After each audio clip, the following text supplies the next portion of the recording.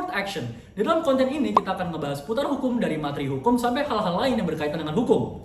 Bener banget, dan kali ini yang mau kita bahas mengenai Mengantar ilmu hukum dan sumber hukum. Pasti buat teman-teman fakultas hukum udah nggak asing lagi dengan yang satu ini. Perkenalkan, nama saya Zefania Augustin Sirait dan teman saya Faisal Putri Wisono. Oke, nah biar lebih gampang aja kita bahas dulu ya mengenai sejarah awal mula adanya istilah PIH.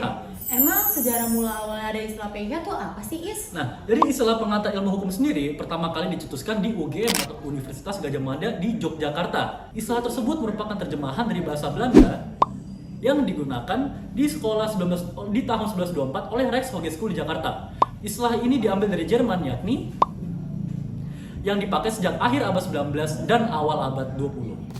Nah, kan tadi udah dibahas bahasa Jermannya apa, bahasa Belandanya apa. Nah, kalau buat bahasa Indonesia itu kayak gimana sih, Nya?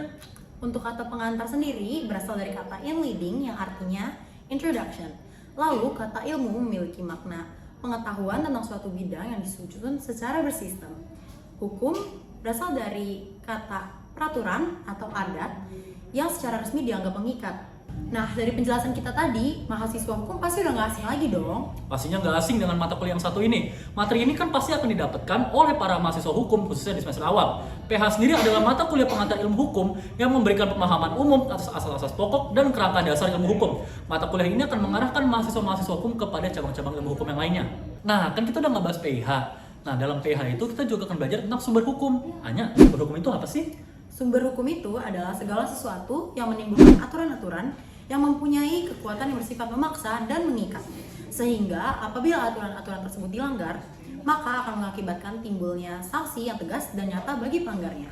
Nah, kalian tahu nggak jenis-jenis sumber hukum yang ada di Indonesia? Di Indonesia sendiri, terdapat dua jenis sumber hukum, yaitu sumber hukum formil dan juga material. Sumber hukum material yaitu faktor-faktor yang menyebabkan munculnya hak hukum, seperti nilai-nilai sosial, moral, dan kebutuhan masyarakat. Sedangkan sumber hukum formil merupakan sumber yang diakui suatu sistem hukum secara langsung dan bisa langsung menciptakan hukum seperti hukum tertulis positif di Indonesia. Kalian tahu nggak sih, sumber hukum formil itu ada bermacam-macam? Nah, hukum formil sendiri itu ada 5 macam, yaitu undang-undang, kebiasaan, putusan hakim, traktat, dan pendapat ahli. Yuk kita bahas satu-satu. Yang pertama adalah undang-undang. Undang-undang merupakan suatu peraturan negara yang memiliki kekuatan hukum yang mengikat, diadakan dan dipelihara oleh penguasa negara. Yang kedua adalah kebiasaan. Kebiasaan merupakan perbuatan manusia mengenai hal tertentu yang dilakukan secara berulang-ulang, serta adanya keyakinan hukum dari masyarakat untuk menjamin kehidupan mereka. Yang ketiga, jurisprudensi. Jurisprudensi adalah hasil putusan hakim di pengadilan yang menjadi dasar bagi putusan hakim lain dalam kasus serupa. Nah, kalian tahu nggak sih tentang asas ius curiae novit yang menyatakan bahwa hakim dianggap memahami semua hukum yang berlaku, sehingga pengadilan wajib memeriksa dan mengadili kasus. Hakim juga berperan dalam pembentukan hukum dengan keputusan yang mengikat bagi pihak yang terlibat dalam kasus tersebut. Yang keempat, traktat. Traktat adalah sebuah perjanjian antara dua negara atau lebih. Untuk menjadi hukum formal, traktat harus memenuhi syarat formal seperti ratifikasi. Proses pembuatan traktat melalui 4 tahap. Dan yang terakhir adalah doktrin atau pendapat ahli. Doktrin adalah sumber hukum yang pengaruh, terutama bagi hakim dalam membuat keputusan. Dalam pertimbangan hukum, hakim seringkali mengacu pada pendapat ahli terkenal sebagai dasar putusannya dengan mengutip pendapat mereka.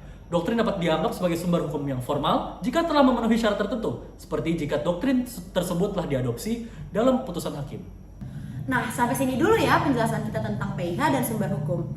Nantikan konten court action selanjutnya di channel YouTube UPS, UPN VJ. Jangan lupa like, comment, and subscribe!